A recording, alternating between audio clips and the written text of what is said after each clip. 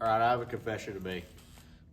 I actually didn't really like Charlie Brown when we first got him, and my wife's in the background here, and she's saying the same thing. But I'll tell you why. I love the four door. I love everything that was Charlie Brown, but I didn't really love the nitrous engine.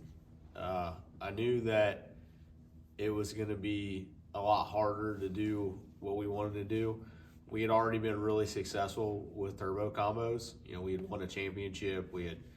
Our white car killed it. You know, it was a really, really, really good car. And we had a really good grasp on how to run a turbo car. And it's really funny now that sometimes when people call or they talk to us, they think that we've been Nitrous Racers this whole time. And that is not true. We kind of started with nitrous with Heath, then we went turbo, and then we kind of went back to nitrous, which really that's not a common path. Most people start Nitrous Racers, they find boost, and then they never go back to this because it's ridiculously hard. Now looking at what Charlie's accomplished the last couple years, and I go and I look at all the big checks that are hanging on the wall, like the big checks are cool, but what the big checks remind me of is all the things that we've overcame to continually put this nitrous car in the winner's circle, which is in a world of where there's no rules really of what we do. That's what really makes a nitrous car a horrible car to race. Now, if you start class racing, you have rules, stuff like that. Now there's some advantages sometimes for nitrous cars, but in the world that we play in, the nitrous car is the worst combo. And but when we unveiled Charlie Brown to the world, which we did some videos and stuff, you want to go back and check those out of us building the car the first time. Obviously, we've updated them. That's the nature of what we do. It's never done. But we unloaded the car at Brown County Dragway for the first time. If you guys don't remember that, we went to War in the Woods. That was our first race ever with the car, which was a horrible idea. The night before we were testing, the transmission went out of the car. We borrowed another Power Glide, changed the transmission at Brown County, which there's no flat pit spaces at Brown County, and rolled in there with like 4 passes under our belts that weren't even complete. So to say that the start of Charlie Brown was a rocky one would probably be a very, that's not even really putting it into words. But I do remember the prayer that I prayed over Charlie and us that day at Brown County, and the prayer was that Charlie would take us to places that we never thought that we would go. And that's exactly what this old nitrous car has done. It's taken us to places we never thought we would go. I don't think that you guys would love him as much if he wasn't a nitrous car.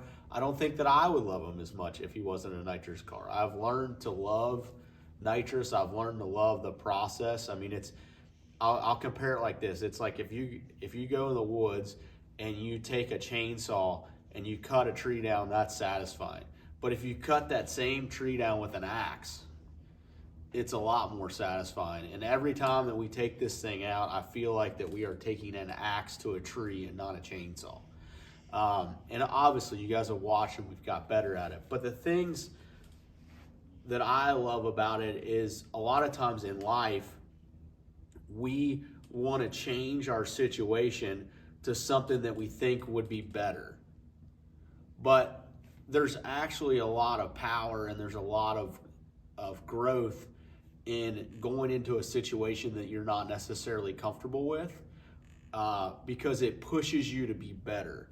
And a nitrous car, you have to really, when you start spraying one really hard, you have to pay attention to the details.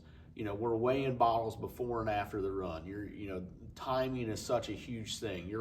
Me and a turbo guy were laughing the other day. He said that he heard it because the weather changed. He's like, I've never paid attention to the weather. I'm like, well, dude, I have the weather on my dash because the weather is such a big thing. It can hurt this thing at any moment if there's a big swing. So you're constantly checking all these small things that add up to a big finish. And in life, we for me, and I'll pick on myself, I'm always looking for big things. I'm looking for what I think the next big thing is. And a lot of times I pass by the little things, and the little things are actually, now that I've been on this earth for as long as I have been, the little things are what adds up to the big things. You can't pass them by. And that's a lot of what Charlie's taught me personally, is we have to pay attention to the small things so that we can get the big victories. But if you bypass the small things, I don't know if you'll ever get there. So that's what I got for you for this Motivational Monday. I told you my dirty secret that I really didn't love Charlie in the beginning.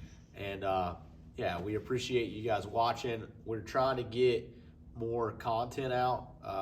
I've really fumbled on a couple of things content-wise, and I'm trying to catch up. Today is Sunday. My wife and I are here cleaning the shop because our welder giveaway winner is coming tomorrow. So we're going to film with that. So I don't know what the week holds. I've been trying to get a Billy video done, but I just haven't. So I've been trying. It just hasn't worked. And then Rick's been working on other stuff as well. So we appreciate you. Thanks for the support. We'll see you next time.